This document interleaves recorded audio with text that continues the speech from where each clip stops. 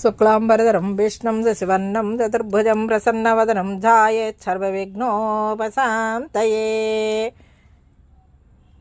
10వ రోజు మహిషాసురమర్దిని.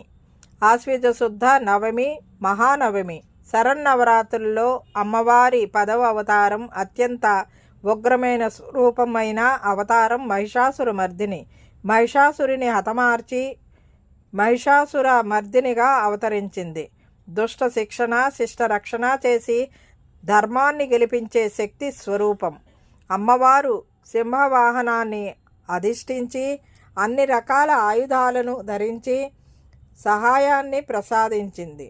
దుర్గాదేవిని పూజించిన వారికి సకల దేవతలను ఆరాధించిన ఫలితం కలుగుతుంది.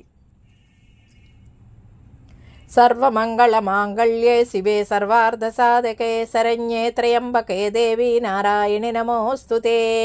ఇదండి ఈనాటి వీడియో. ఈ వీడియో కనుక మీకు నచ్చినట్లయితే లైక్ చేయండి, షేర్ చేయండి, కామెంట్ చేయండి, సబ్స్క్రైబ్ కూడా చేయండి. మరిన్ని వీడియోలు కావాలంటే బెల్ ఐకాన్ని నొక్కండి. Thank you very much.